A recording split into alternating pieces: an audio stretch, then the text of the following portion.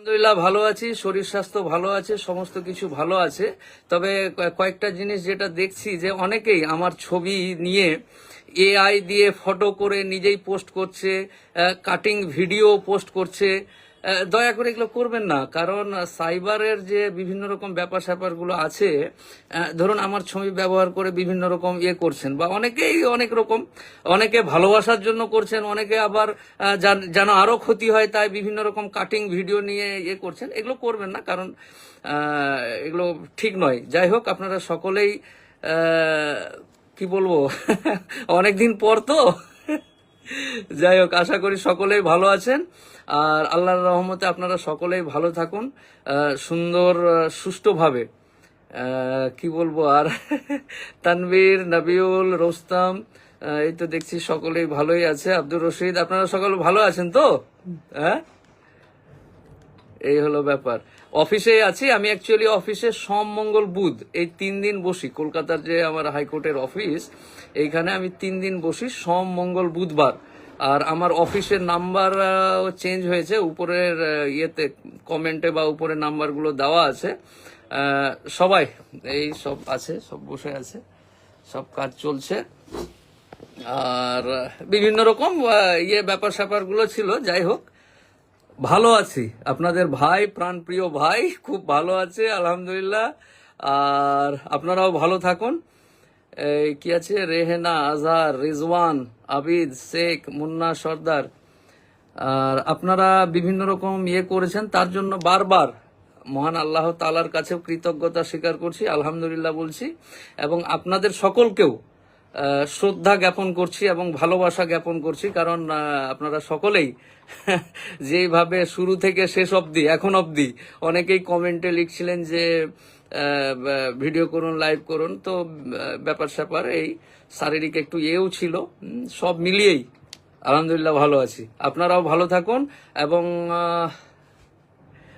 কি বলবো, আসলে আজকে অনেকদিন পর আমি আমার এই ফেসবুকের যারা ফলোয়ার, তাদেরকে আমি আমার পরিবারের মতোই কিন্তু ভালোবাসি।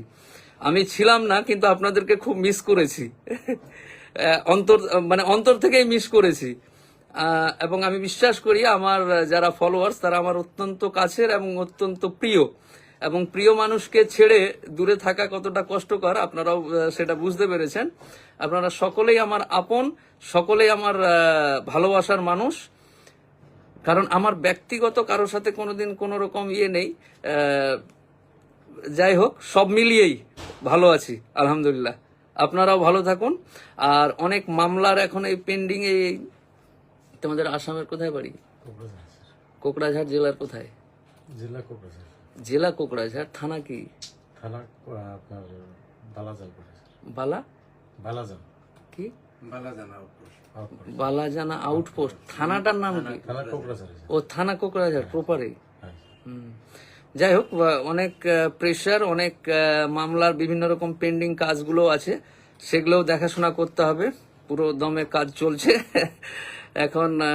কারণ আমি যে কষ্ট থেকে এসেছি, যারা মামলায় যুক্ত তারা যেন এই কষ্টগুলো উপভোগ না করে বা এই কষ্টগুলো না করে, তার জন্য বিশেষ করে বেরিয়ে আসার পর এবং ভিতরে থাকাকালীনও আমি ভেবেছিলাম অনেক গরিব মানুষ আছে যারা বিভিন্ন রকম দোষে, বিনা দোষে, বিভিন্ন রকম ভাবে তারা আইনি বেড়া জালে পড়ে গেছে। আমি মোফাক্কেরুল ইসলাম, এই সমস্ত, যেহেতু আমি নিজেও এক বিপদ থেকে আসলাম, তাহলে বিপদ হলে কতটা মানুষ কষ্টকর, বিপদ যে কতটা কষ্টকর সেটা নিজে উপলব্ধি করেছি।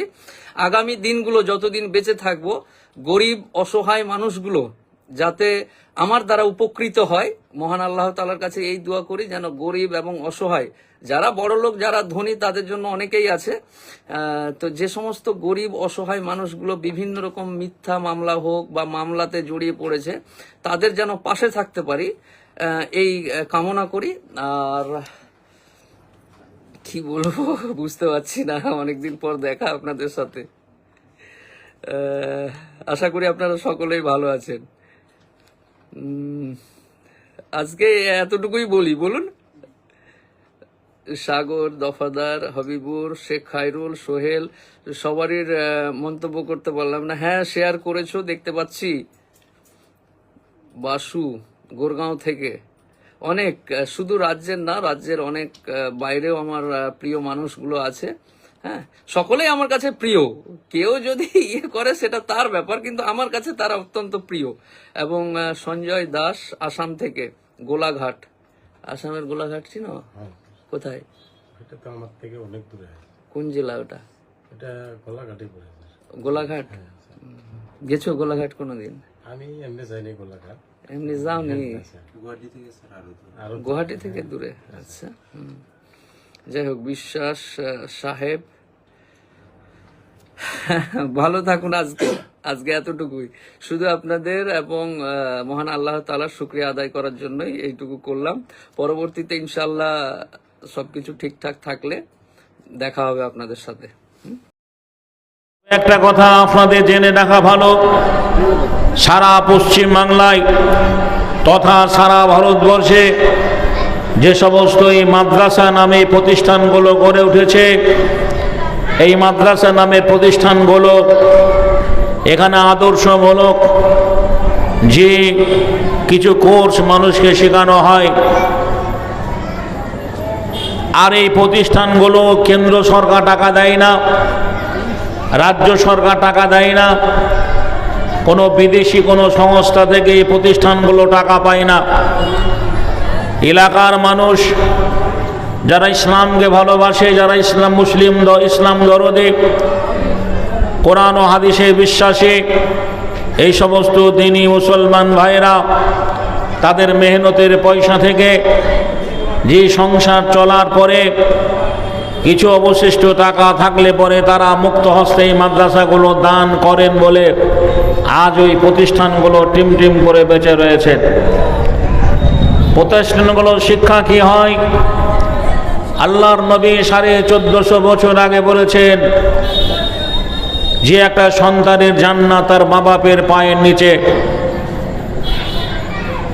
তার মানে সে শিক্ষা পেল এখানে যে আমার মা বাপ আমার দ্বারা যেন কষ্ট না পায়, আমার দ্বারা আঘাত না পায়। ইসলাম শিক্ষা দিয়েছে এক মুসলমান অপর মুসলমানের ভাই। এখান থেকে শিক্ষা পেলাম যে আমাদের মধ্যে কোনো অশান্তি, ঝোর ঝামেলা, মারামারি থাকবে না। নবী বলেছেন ওই ব্যক্তি প্রকৃত মুমিন, প্রকৃত মুসলমান যে প্রতিবেশীর সঙ্গে সৎভাবে জীবনযাপন করলো। এই কথাটা কোনো প্রাইমারি স্কুলে শেখানো হয় না, হাই স্কুলে সিলেবাস নেই, কলেজে সিলেবাসগুলো নেই। আল্লাহর নবী মহানবী মুহাম্মদুর রাসূলুল্লাহ সাল্লাল্লাহু আলাইহি ওয়াসাল্লাম বলেছেন ওই ব্যক্তি প্রকৃত মুমিন যে প্রতিবেশীর সঙ্গে সৎভাবে জীবনযাপন করলো। প্রতিবেশী কটা ঘর নিয়ে প্রতিবেশী? আমরা ছোটবেলায় পড়েছি যে কয়েকটা বাড়ি নিয়ে একটা পাড়া, কয়েকটা পাড়া নিয়ে একটা গ্রাম, কতগুলো গ্রাম নিয়ে একটা গ্রাম পঞ্চায়েত, কতগুলো পঞ্চায়েত নিয়ে একটা ব্লক, কয়েকটা ব্লক নিয়ে একটা জেলা, কয়েকটা জেলা নিয়ে একটা রাজ্য, কয়েকটা রাজ্য নিয়ে একটা দেশ, যে কয়েকটা দেশ নিয়ে একটা মহাদেশ। এইভাবে যেমনি আমরা পড়েছি, মহানবী মুহাম্মদুর রাসূলুল্লাহ সাল্লাল্লাহু আলাইহি ওয়াসাল্লাম বলে গেছেন প্রতিবেশী বাড়ির আশপাশে 40 ঘর নিয়ে প্রতিবেশী। ধরুন এই চকসা, এই চকমহরম একটা গ্রাম, একটা বাড়ির যে আপনার পূর্ব পশ্চিম উত্তর দক্ষিণ এই 40 ঘর নিয়ে প্রতিবেশী।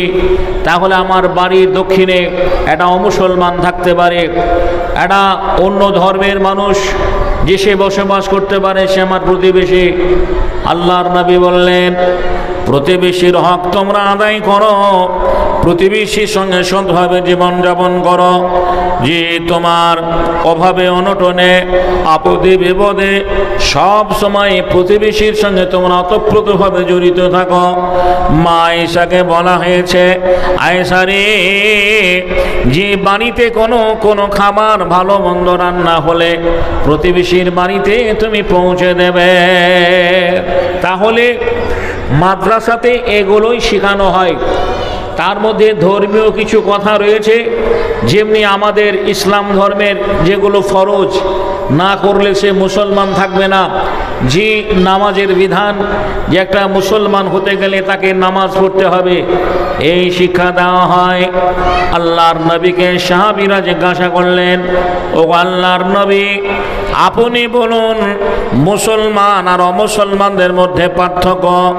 মহানবী মুহাম্মদুর রাসূলুল্লাহ সাল্লাল্লাহু আলাইহি ওয়াসাল্লাম বলে গেছেন, ও সাহাবীরে শুনে নাও, মুসলমান যারা হবে সালাত কায়েম করবে, অমুসলমানদের মধ্যে সালাত থাকবে না, নামাজ থাকবে না। তাহলে এই নামাজে কি প্রশিক্ষণ দেয়, নামাজে কি ট্রেনিং দেয়? আজান হয়ে গেল কখন? ফজরে মসজিদ আজান দেয়, হাইয়া আলাস সালাহ, হাইয়া আলাল ফালাহ, আসসালাতু খায়রুম মিনান নাওম। এই চক মহরম গ্রামবাসী একটাই ধরুন মসজিদ, আজান হওয়ার সঙ্গে সঙ্গে আজান শুনতেই নামাজ পড়নে গেলে তৈয়ার হয়ে যাও মুসলমান। মুসলমান তোমার আখলাক, তোমার আদর্শ, তোমার নৈতিক দিক, আজান শোনার সঙ্গে সঙ্গে তোমাকে মসজিদে যেতে হবে। কেননা তুমি আল্লাহর বান্দা, আল্লাহর দাসত্ব করার জন্য, আল্লাহর তুমি বান্দা, তার বন্দেগী করার জন্য মসজিদে যেতে হবে। তাহলে আমরা ফজরে যাই, যে পূর্ব পাড়ার মানুষ দক্ষিণ পাড়ার মানুষ এক অপরের সঙ্গে গত মা কালকে যে সন্ধ্যের একটু আগে মাঠে জমিতে পানি দেওয়া করে ঝামেলা হয়েছে, অশান্তি হয়েছে, মারামারি হয়েছে, আপনার সঙ্গে মসজিদে দেখা হয়ে গেল, ইমে তাকবীর হয়ে গেছে, আপনি আমার পাশে কাঁধে কাঁধ মিলিয়ে আমার পাশে পায়ে পা ভিড়িয়ে নামাজে দাঁড়ালেন। এই নামাজ থেকে আমরা কি শিক্ষা পাই লক্ষ্য করে দেখুন। আপনার মধ্যে আমার মধ্যে আর ঝামেলা থাকবে না, বন্ধুরে আমার ঝগড়া থাকবে না, জি আর রাগ থাকবে না, আর কোনো গোসা থাকবে না। আপনার সঙ্গে আবার জোহরে দেখা হলো একই জায়গায় আল্লাহর ঘরে, আসরে দেখা হলো আল্লাহর ঘরে, একই সময় আবার মাগরিবে দেখা হলো, এশায় দেখা হলো। যে জাতির এত নিয়ম শৃঙ্খলা, আজ কেন বলুন আমরা সেই জাতির মধ্যে এত দ্বন্দ্ব, এত মারামারি? কত সেদিন যদি প্রফুল্ল চাকি, মাস্টারদার, সূর্য সেন, এদের মধ্যে এইরকম আদর্শ থাকতো, যে আদর্শ পশ্চিমবাংলা সনাতনী হিন্দু ভাইদের রয়েছে, এইরকম চরিত্রের যদি তাদের চরিত্র হতো, কোনোদিন ভারতবর্ষ স্বাধীন হতো না। একজন তাদের মহান নেতা বলেছেন, মাদ্রাসা শিক্ষা করে কোনো লাভ নেই, মাদ্রাসায় লেখাপড়া করে কোনো লাভ নেই, কোনো লাভ হবে না। মাদ্রাসায় ডাক্তার ইঞ্জিনিয়ার হয় না, আমরা জানি মাদ্রাসায় ডাক্তার ইঞ্জিনিয়ার হয় না। ইঞ্জিনিয়ারিং হওয়ার জন্য ইঞ্জিনিয়ারিং পড়তে হয়, ডাক্তারি হওয়ার জন্য ডাক্তারি লাইনে পড়াশোনা করতে হয়, যে টেকনিক্যাল লাইনে পড়তে গেলে ITI করতে হয়, এটা আমরা জানি। কিন্তু সব জায়গায় সব শিক্ষা হয় না।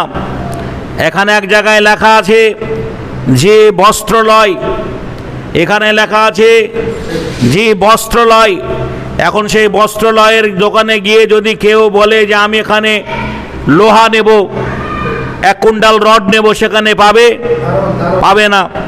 তাহলে লোহা নিতে গেলে তাকে হার্ডওয়ার্সের দোকান যেতে হবে, সিমেন্ট নিতে গেলে হার্ডওয়ার্সের দোকান যেতে হবে, কাপড় নিতে গেলে তাকে বস্ত্রালয়ে যেতে হবে, সোনা নিতে গেলে তাকে যেখানে জুয়েলার্সে যেতে হবে। অনুরূপ ধর্ম শিক্ষাটা সম্পূর্ণ আলাদা। সারা পশ্চিমবাংলা তথা ভারতবর্ষ তথা এশিয়া মহাদেশে, সারা ওয়ার্ল্ডে, সারা বিশ্বে, সারা পৃথিবীতে যে সমস্ত মাদ্রাসাগুলো রয়েছে, এখানে ধর্মীয় শিক্ষা দেওয়া হয়। ধর্মীয় শিক্ষায় কি বলা হয়েছে? যেমনি মা বাপের পায়ের নিচে একটা ছেলের জান্নাত, তাই বিশ্বের কোনো সাংবাদিক, কোনো মিডিয়া প্রমাণ করতে পারবে না যে মাদ্রাসায় পড়া একজন হাফেজ, মাদ্রাসায় পড়া একজন আলেম, মাদ্রাসায় পড়া একজন মৌলানা, তারা বৃদ্ধ বাপ মাকে বৃদ্ধাশ্রমে রেখে এসছে। কেননা তারা জানে যে আমার বাপ মা আমাকে কষ্ট করে পড়িয়েছে, আমার কোরআন বলেছে মা বাপের পায়ের নিচে ছেলের সন্তানের জান্নাত। তাই তারা মা বাপের প্রতি শ্রদ্ধা ভালোবাসা দেখায়। দ্বিতীয়ত হচ্ছে ইসলাম ধর্মে তথা কোরআনে আল্লাহ রাব্বুল আলামিন মদ হারাম করেছেন। আপনি প্রমাণ করতে পারবেন না এই মাদ্রাসাওয়ালা, মাদ্রাসার ছাত্র, মাদ্রাসায় যারা লেখাপড়া করেছে, যে আমরা হামেশাই দেখি মাতালকে ধরে নিয়ে যাই, হেরোইন গাঁজাখোরকে ধরে নিয়ে যায়, লোকআপ করে, মারধর করে, আর তাদের অভিভাবকরা কান্নাকাটি করার পর আবার তাদেরকে ছেড়ে দেয়। কিন্তু বাংলার মাটিতে একটা আলেম মদ খেয়ে মাতলামি করেছে, একটা মৌলানা মদ খায়, প্রমাণ করতে পারবে না কোনো মিডিয়া। কেননা মাদ্রাসায় পড়ানো হয় মানব চরিত্র, একটা মানুষের চরিত্রটা কেমন হবে। আমরা পড়েছি যে এই পশ্চিমবাংলা তথা ভারতবর্ষের মাটিতে হিন্দু সমাজের মধ্যে সতীদাহ প্রথা ছিল। সতীদাহ প্রথা কি? একটা অল্প বয়সী মহিলার স্বামী মারা গেলে পরে সেই মেয়েটার বাঁচার অধিকার ছিল না, তার স্বামীর চিতায় জ্যান্ত অবস্থায় মেয়েটাকে হাত পা বেঁধে ফেলে দেওয়া হতো, একে সতীদাহ প্রথা বলে। এই বঙ্কিমচন্দ্র চট্টোপাধ্যায় মাদ্রাসায় পড়েছিল বলে, মাদ্রাসায় শিক্ষা অর্জন করেছিল বলে সতীদাহ প্রথার উপরে আন্দোলন করেছিলেন। এই মাদ্রাসায় পড়েছে বলে আজও জেনা হয় না, জেনা থেকে মানুষ সংযত থাকে, জেনার হাত থেকে মানুষ বাঁচে। আমার ধর্মে বলা হয়েছে একটা প্রতিবেশীর সঙ্গে সৎভাবে তোমাদের জীবনযাপন করতে হবে। বাড়ির আশপাশে 40টা ঘর নিয়ে প্রতিবেশী, এই 40টা ঘরের আশপাশে অন্য কোনো সম্প্রদায়ের মানুষ, সে বিধর্মী হতে পারে, অন্য ধর্মের মানুষ হতে পারে, সে আমার প্রতিবেশী। এই মাদ্রাসায় শেখানো হয় প্রতিবেশী তোমার আপনজন, প্রতিবেশীর দুঃখে, প্রতিবেশীর আপদে, প্রতিবেশীর বিপদে তুমি অতপ্রতভাবে জড়িত থাকবে। প্রকৃত মুমিন নামাজ পড়নেওয়ালাকে প্রকৃত মুমিন বলেনি, রোজা করনেওয়ালাকে প্রকৃত মুমিন বলেনি, যে দান করনেওয়ালাকে প্রকৃত মুমিন বলেননি। এই মাদ্রাসায় যেটা পড়ানো হয়, আমার ধর্মের মহান নেতা মুহাম্মদুর রাসূলুল্লাহ সাল্লাল্লাহু আলাইহি সাল্লাম ১৫০০ বছর আগে বলে গেছেন, প্রতিবেশীর সঙ্গে যে সৎভাবে জীবনযাপন করে সে হলো আসলে মুমিন, সে হলো আসলে মুমিন। যে মাদ্রাসা সঙ্গ করতে জানে না, মাদ্রাসায় জীবনে মাদ্রাসা কে জিনিস দেখেনি, মাদ্রাসার বারান্দায় পা দেয়নি, মাদ্রাসা সম্পর্কে যার ধারণাই নেই, সে মাদ্রাসা সম্পর্কে কি বুঝবে? তাহলে তাকে মাদ্রাসায় পড়তে হবে, মাদ্রাসায় অ্যাডমিশন নিতে হবে, মাদ্রাসায় ভর্তি হতে হবে, মাদ্রাসায় ভর্তি হয়ে মাদ্রাসায় দাস দিতে হবে, পড়াশোনা করতে হবে। যে মাদ্রাসায় কি শেখানো হয়? মাদ্রাসায় শেখানো হয় দেশপ্রেমিক, জি দেশ মাদ্রাসায় শেখানো হয় জি ভালোবাসার প্রতীক। আল্লাহ রাসূল বলেছেন যে রাস্তা থেকে একটা কষ্টদায়ক কাঁটা সরিয়ে দিলে পরে এটা তুমি নেকি পাবে, এটাই তুমি নেকি পাবে। জি এটা মাদ্রাসায় শেখানো হয়, এটা মাদ্রাসায় পড়ানো হয়, এটা মাদ্রাসায় শেখানো হয়। আর কিছু মানুষ মাদ্রাসা নাম শুনলেই গা জ্বলে যায়, তারা মাদ্রাসাতে সন্ত্রাসী শিক্ষা হয় এটাই ভাবে। আপনি সারা পশ্চিমবাংলা তথা ভারতবর্ষে, এশিয়া মহাদেশের একটা প্রতিষ্ঠান দেখাতে পারবেন না যেখানে বোমা বারুদ পিস্তল রয়েছে, যেখানে প্রশিক্ষণ দেওয়া হয়, ট্রেনিং দেওয়া হয়। আরে যে দেশের মুখ্যমন্ত্রী তার পিএকে মুখ্যমন্ত্রী হওয়ার আগে মেরে দেওয়া হয়েছে, আমরা সোশ্যাল মিডিয়ায় দেখলাম, মনে হয় এই ধরা পড়বে, এই ধরা পড়বে, ধামাচাপা দেওয়া হয়ে আসল রহস্য এখন উদ্ঘাটন হলো না। সুবহানাল্লাহ, উদ্ঘাটন হলো না, ধরা পড়েনি ভাই গো। কিন্তু সেই যুগে 4 চাকা ছিল না, কি ছিল? মরুভূমির জাহাজ, উটকে বলা হয়। জি এক দেশ থেকে আর এক দেশে উটের পিঠে যেতে হতো। ওমরকে চিঠি লিখেছিলেন কে? খ্রিস্টান বাদশা। একটা সভাতে ডাকা হয়েছিল, আহ্বান করা হয়েছিল যে আপনি আসেন। উটের পিঠে চড়লো ওমর, আর লাগাম আগে ধরে নিয়ে যেতে লাগলো কে? চাকরটা। ভোরে রাজান উঠেল বাজেয়া, ওমর হইল খানা, ইসলাম লবে চিঠি লিখে আছে খ্রিস্টান জনতারা। খলিফার হাতে বায়েত হইবে ইচ্ছা তাদের কত, উটের উপরে চলিল খলিফা সে চিঠির কথা মতো। লাগাম ধরে আগে আগে চলে একটি চাকর সাথী, লাগাম ধরে আগে আগে চলে একটি চাকর সাথী। ইসলাম লবে উরো জনতা ওমারে উঠিল মাটি। কিছু দূর গিয়া ওমারে ফারুক চাকরে ডাকিয়া কয়, উঠে এসো তুমি লাগাম ধরিব আমি বিশ্বের বিস্ময়। সমান রক্ত বহিয়াছে দুজনে, সমান ক্লান্তি আছে। তর্কে যুদ্ধে হারিল নফর সাথী মনিবের কাছে। পালা কমে উটের পিঠেতে পৌঁছিল সেখানে হাই, মনিবের পালা টানিতেছে দনি চাকরের হাওদায়। সমবেত লোক ছুটিয়া আসিল, সমবেত লোক ছুটিয়া আসিল। খলিফা ভাবিল তারে, খলিফা দাঁড়ায় টানা হাতে দূরে ঘোরমিত কলবরে। নফরে ডাকিয়া কয়, নফরে ডাকিয়া কয়, ঘুমাই ঘুম ধরে আমার আমিরুল মুমিনিন যখন সেই সভায় গেলেন লাগামটা ধরে আর উটের উপরে চলে আসে চাকরটা। সবাই তাকে সালুট জানাচ্ছে, শ্রদ্ধা করছে। চাকর বলছেন, জনগণ শুনে নাও, প্রতিনিধি আমি নই, আজকের যিনি প্রধান অতিথি, এই সভার যিনি প্রধান অতিথি, যে লাগাম ধরে গেটে দাঁড়িয়েছে উটের লাগাম ধরে, এই হচ্ছে আপনাদের প্রধান অতিথি। বিশ্ববাসীকে মুসলমান তোমার আখলাক, তোমার চরিত্র, তোমার আদর্শ জানিয়ে দেওয়া হয়েছে। আজ সেই আদর্শ যদি মুসলমান আমার মধ্যে থাকতো, তাহলে এক অপরের প্রতি আমরা হিংসা ভাব আমাদের থাকতো না। পৃথিবীর মাটিতে আজকে সবচেয়ে মুসলমানরা হিংসুটে, এরা এত হিংসুটে ভাষায় বলা যায় না। আমি প্রমাণ যদি দিই একটা একটা করে, আমি বাংলা আজকে বক্তা নই। 1992 সালের 6 ডিসেম্বর বাবরি মসজিদ ভাঙার পরে আমি ইসলাম কবুল করেছি। আমি কাইদামপাড়া পড়ি, তখন থেকে বক্তৃতা করি। পশ্চিম বাংলার যারা বাহা বক্তা, যাদেরকে দেখে মানুষ ভয় করত, যাদেরকে দেখে সালাম দিতে ভয় পেত, সেই সমস্ত আলেমদের সঙ্গে আমি বক্তৃতা করেছি। এখানে ছিলেন গঙ্গা প্রসাদী মৌলানা জি, আপনার ওই জঙ্গিপুরে থাকতেন আবুল কাসেম, যিনি বুখারীর সারা বাংলায় লিখেছেন।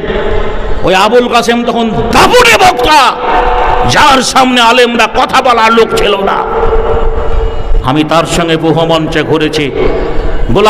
গোলাম আহমেদ মুর্তজা বক্তা সম্রাট 93 বয়সে যখন শেষ জলসা করলেন ঘুরিসা মাদ্রাসায়, উনি বললেন আমার 93 বয়স রানিং চলছে, আমি কি আর অত বলতে পারবো? আমার ছেলে হাবিবুল্লাহ আছে, আমার পরে পরে বলবেন। কমিটি বলল না, ওনার পরে আপনি ওনার পরে বলবেন। যাই হোক, ওনার আমি রিকোয়েস্ট করে আমি আগে আধ ঘন্টা 1 ঘন্টার মতো টাইম নিলাম। উনি ওটাই শেষ জলসা মনে হয় করেছিলেন। বন্ধুরা আমার, ভাই আমার, একবারে 3 ঘন্টা পার করে দিলেন 93 বছর বয়সে। আমি তার সঙ্গে বক্তৃতা করেছি। কিন্তু কি জানেন, আজও আছে বক্তৃতা মঞ্চে, জি, কিন্তু বলে ও কি জানে হাবিবুল্লাহ। জানাটা বড় কথা নয়, সমাজকে দেওয়াটা বড় কথা। আমরা ট্রেন বাসে সফর করি, অনেক জায়গায় ট্রেনে আমাকে, আমি আসামে যাই, আসামের দিকে জলসায় যাই, আমাকে বাড়িতে বলে আপনি রিজার্ভেশন করে যান না কেন? বলে টাকা রোজগার করার জন্য যাবো, যদি অর্ধেক টাকা আমি ঠিক রেলকেই দিয়ে দেবো, তাহলে বাড়ি তোমাদের কি নিয়ে এসে দেবো। আমি চালু ডিব্বায় যাই, ভিড়ে হাজারো ভিড়ে, যে আমাকে দেখে বলে মৌলানা এখানে বসুন, আপনার জন্য ওখানে সিট রেখেছি, চলুন। বলে ভাই, বলে ওই দিন আপনার বক্তব্য শুনেছি, এই বড় বড় আমার থেকে বড় দাড়ি, হাত দুটো ধরে বলছেন হাও হাও করে, মৌলানা সেই যে নামাজ ধরেছি আজও নামাজ ছেড়ে দেয়নি। আমি বলি যে আমার চেহারার সঙ্গে আপনার চেহারার মিল কেন হলো না? কত জমায় বলেছিলাম, কে আপনাকে সেক্রেটারি করেছে? কিসের সেক্রেটারি? আপনি মা মসজিদের সেক্রেটারি দায়িত্ব নিয়েছেন, মুখে দাঁড়িয়ে নেই কেন? পরে ইমাম সাহেব আমাকে বলছেন, ভাই মনে হয় আমাকে তাড়িয়ে দেবে। বলে এই হক কথা বলেননি বলে আর সমাজের পরিবর্তন হয়নি। রুজির মালিক আল্লাহ, ভরসা আপনার নেই। ইমামতিটা আপনার আল্লাহর রুজি নয়। হাজারো আলিম ইমামতি করে না, দুনিয়াতে বেঁচে আছে, ব্যবসা করুন। অনেক এখন মানুষ বলছে যে ইমাম ভাতা বন্ধ হয়ে গেছে, আলেমরা খেতে পাবে না। এর আগে ইমাম ভাতা ছিল না, তো আলেমরা খেতে পায়নি।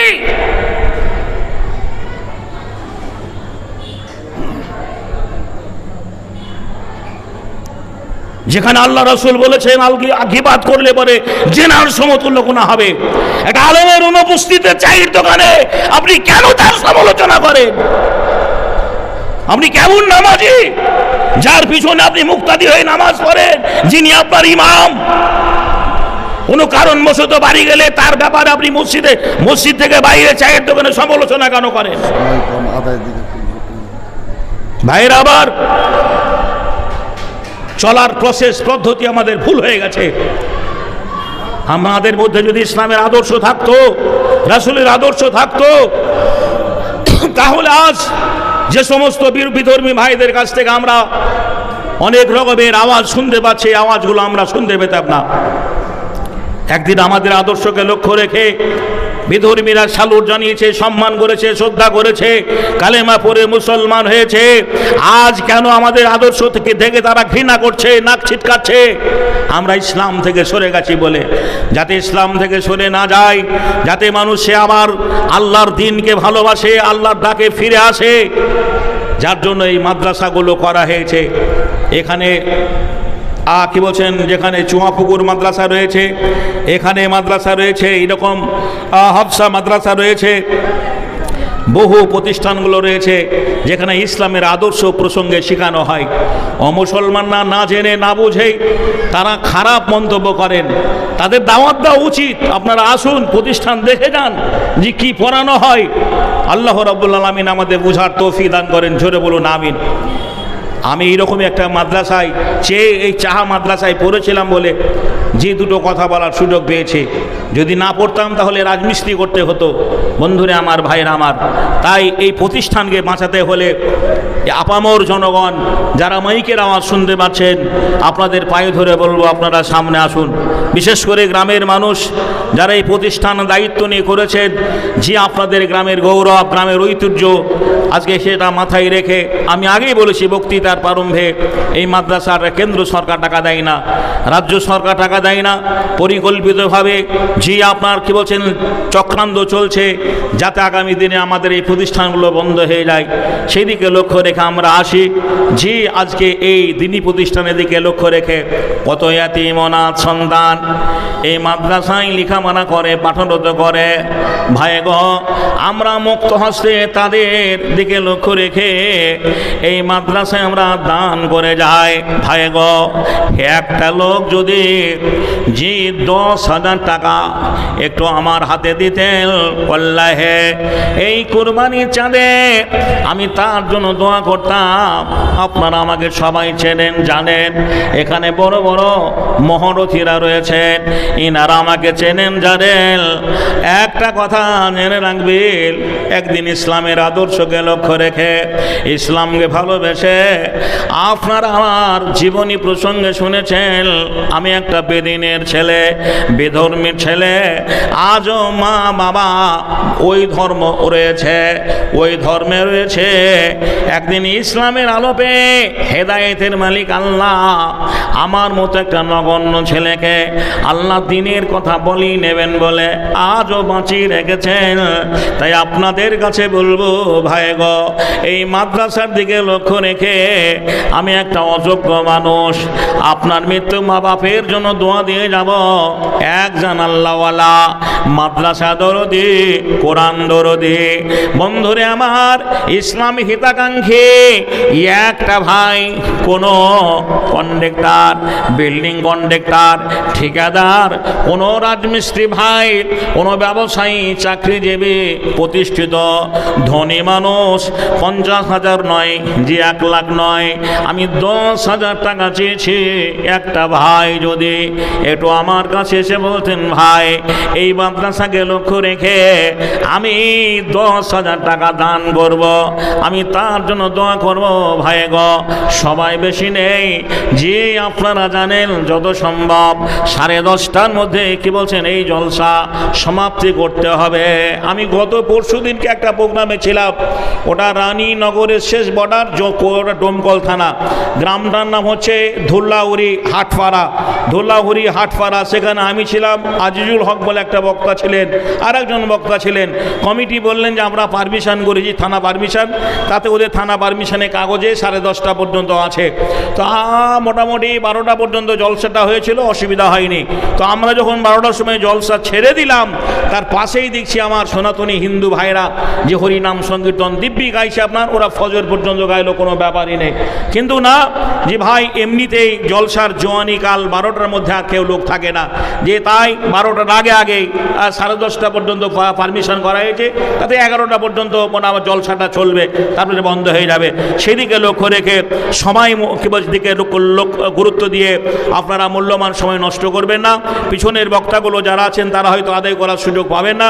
আপনাদের কাছে আমি একটু মাদ্রাসার স্বার্থে হাত বাড়াচ্ছি, আপনারা আসুন, আমরা একটু আল্লাহর হস্তে দানগুলো করে যাই।